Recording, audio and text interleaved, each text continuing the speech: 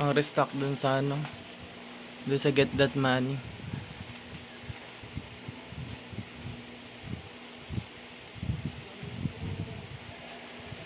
Kulang. Na, check mo yung isa, check mo yung yung open mo yung isa. Tingnan natin yung ano.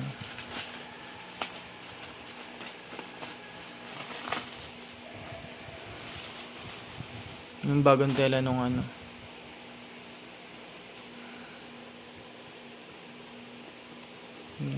Laglag mo.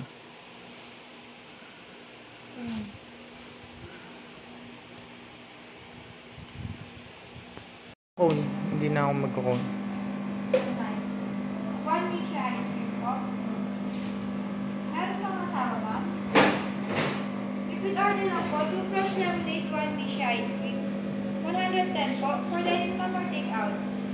Take out. 110 lang po.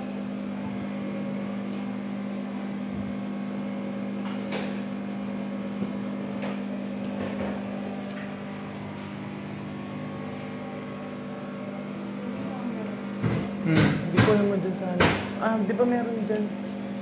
Dyan. Ah? 10 pesos ka na lang, ha?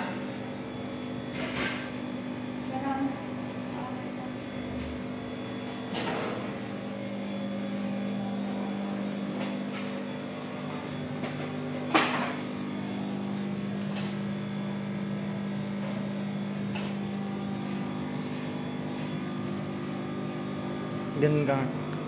Ganun ka. Kindat ka. Kasama ko may lemonade.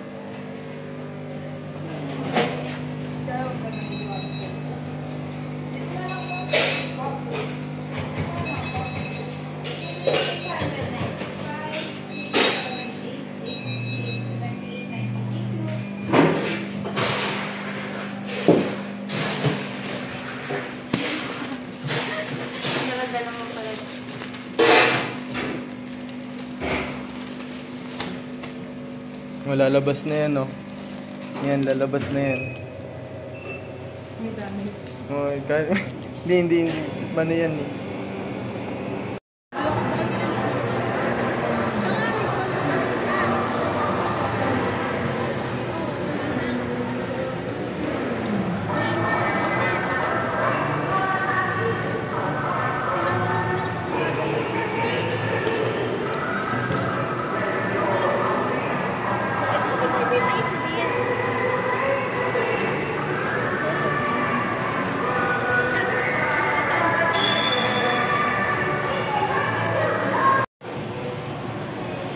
Baka makatulog ako.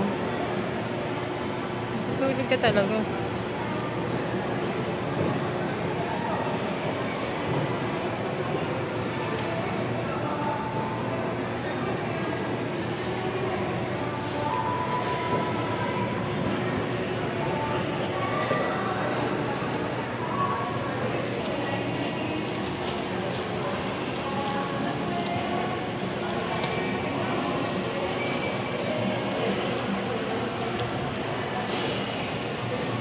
Anim na XL, anim na large. Bali, isang wala kasi yung bolto. Get that money, get that dough. Get money, get that dough. Ay, get that money. Easy. Rick and Morty. Rick and Morty. Reserva. Ayun.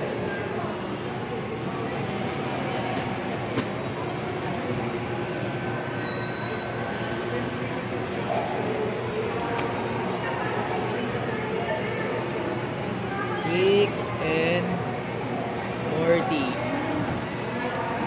XL.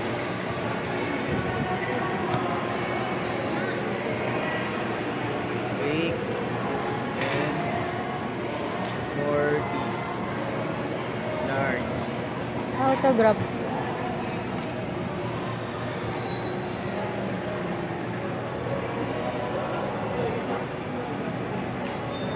Ay, mali yung pirma ko. Mali yung pirma ko. Ulit. Brain mo muna yan.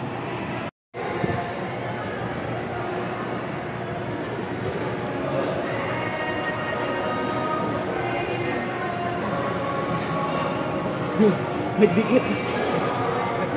Isa pa. Nagdikit. Ano na, pinag-practicean ko na yung ano. Ay, Dito. guray mo na lang ah.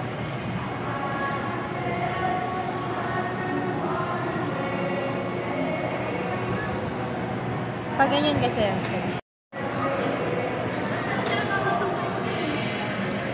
Kamali ito. Wala. Okay.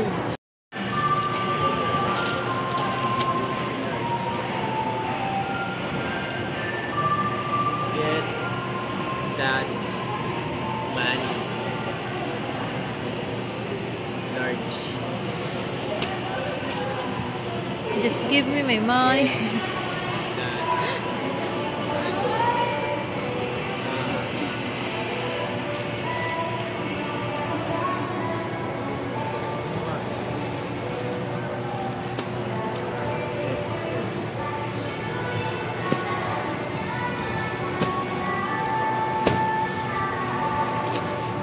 Doon na yung desisyon ko.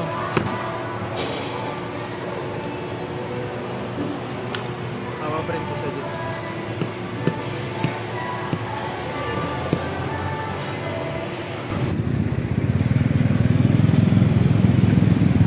Puro tela. Tela.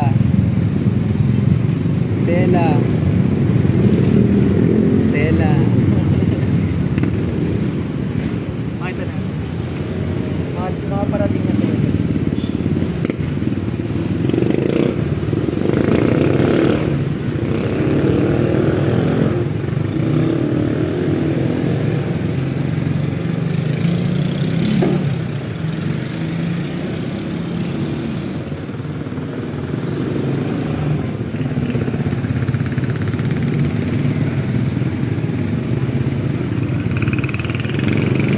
Baka makita nila na hindi ako marunong magkape.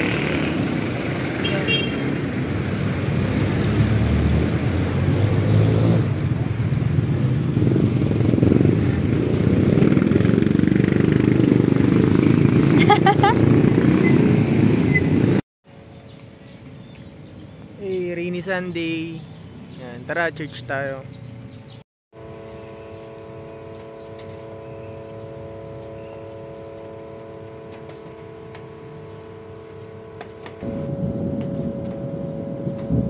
So yun, it's Sunday. Hintayin natin si Rapunzel. Medyo maulan.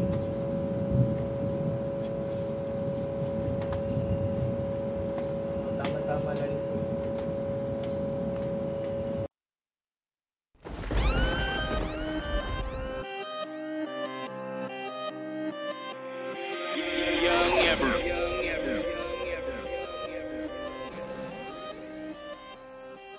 Araw-araw kuha cash.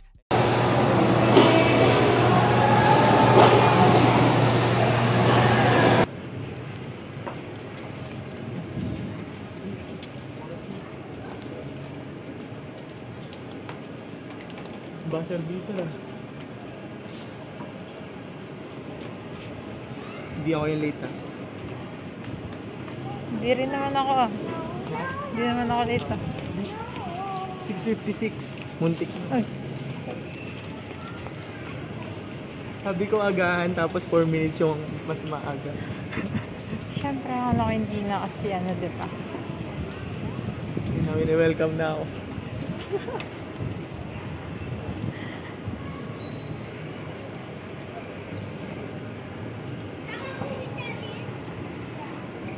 Basahan ako.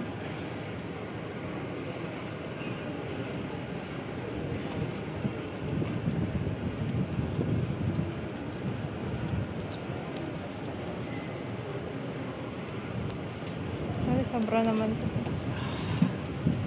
Sobra naman to. Okay na yan. Okay lang tayo, late tayo una. Siyempre.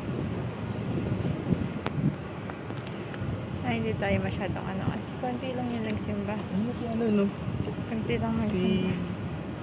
Ay, ang ano yung ano, bilhin mo na akong tubig, habulin. Kasi, Habang hindi pa nag-start.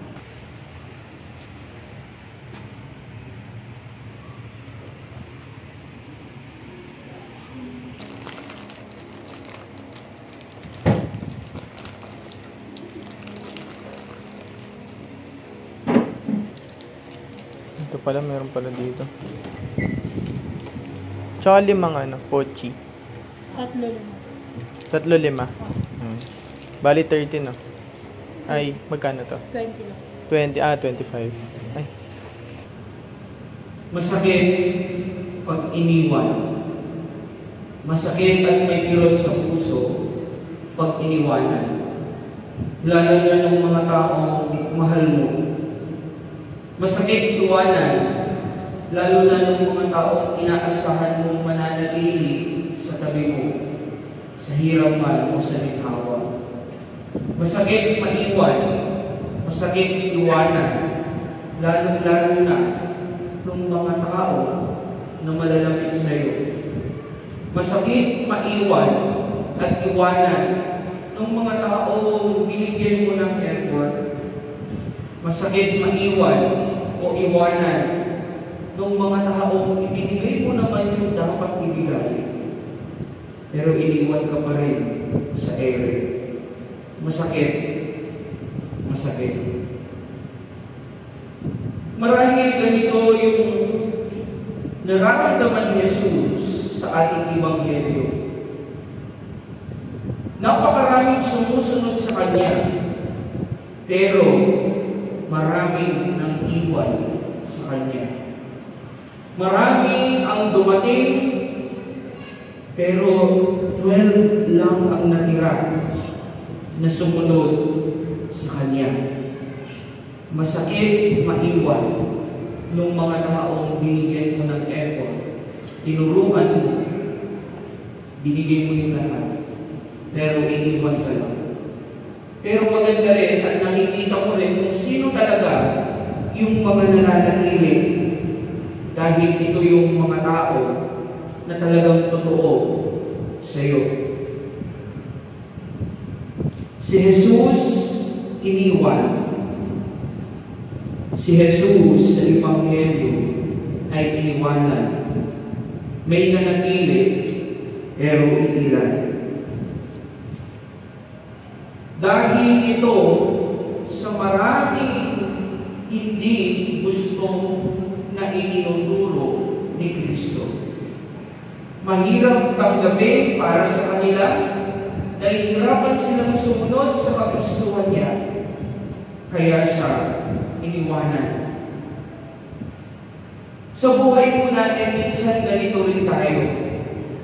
Pag may mga bagay tayong hindi gusto, pag nahihirapan tayo, pag sinasabi natin napapagod tayo, pag sakit ka na, marami sa atin nang iiwan. Marami sa atin umaalis. Marami sa atin tumatakas. Ayaw harapin yung problema, ayaw harapin yung mga hindi magagandang nangyayari sa kanila. Ayaw harapin ang katotohanan. Ano ang ginagawa? Tinatakasan. Yung mga taong tumatakas sa mga ganitong sitwasyon ng buhay, ito yung mga taong laging takot at duwag. Yung mga taong biglang na lang nawawala at lumilisan sa panahon na kailangan mo, sa panahon ng problema, sa panahon na talaga namang hindi natin masasabi na hindi maganda yung pinagdadaanan. Pag tumatakas ka, takot ka, duwag ka. Pero yung mga taong nananatili, yung mga taong laging nandiyan, ito yung mga taong matatapang na handang harapin at handang patutuhanan ang katotohanan. Nasaan kaya tayo doon sa dalawa? Tayo kaya yung mga alagad na umalis pagkatapos na nagturo at ibinigay kay Jesus lahat, pero dahil ang personal na interest, yung pride mo tinamaan, aalis ka na? O ikaw yung nananatili sa Diyos? Sana hindi tayo yung mga taong nag-iiwan. Sana tayo yung taong umaharap sa katotohanan. Sana yung tayo yung mga taong umaharap sa solusyon, hindi tumatakas sa problema. Marami po sa atin nagiging ganyan ngayon. Sana hindi tayo maging isa, kagaya ng mga alagad. Sana hindi rin natin iwan ang Diyos. Madalas po kasi, may mga kahilingan tayo, Lord, bigyan mo ako naman ito. Lord, pengin yan. Tapos pag hindi binigay ng Diyos, ganyan ka naman, Lord. Hindi na ako magsisimba. Nagsisimba naman ako lagi, hindi mo ako pinagbibigyan. Ikaw ba yung may ganang magtampo sa Diyos? Pag hindi ka na magbigyan sa gusto mo, ikaw ba yung nagagalit sa Diyos? Tatandaan po natin mga kapatid sa pananampalataya, we are all beggars before God. Tayo ang may kailangan sa Diyos. Pero, madalas, tayo ang may lakas ng loob na iwanan ang Diyos. Tayo ang may lakas ng loob na magalit sa Diyos. Alam po ninyo, ang Diyos hindi nang iiwan. Father, tagal ko nang hinihingi ito, bakit hindi naman ibinibigay ni Lord? Ba't hindi ka magtiwala sa Diyos? Mas alam ng Diyos kung ano ang tama. Mas alam ng Diyos kung ano ang mabuti para sa bawat isa. Baka kaya hindi niya ibinibigay yung ipinagdadasal mo. Kasi may mas gusto siya na mas malaking bagay para sa iyo. Baka kaya hindi binibigay ng Diyos yan dahil alam niyang makakasama sa iyo yan. Baka kaya hindi binibigay ng Diyos yan dahil may gusto siyang matutunan mo muna. Huwag mong iiwan ng Diyos sa ganung bagay. Ang Diyos hindi ka iniwan. Anong ginawa kay Jesus? Wala namang ibang ginawa si Jesus kundi nagmahal, tumulong, nagpagaling, nagpatawad. Pero anong ginawa sa Diyos? Sinaktan, pinahirapan, pinako sa krus, pinatay. Pero anong ginawa ng Diyos? Gumanti ba siya? Nang-iwan ba siya sa kabila ng paghihirap niya? Hindi.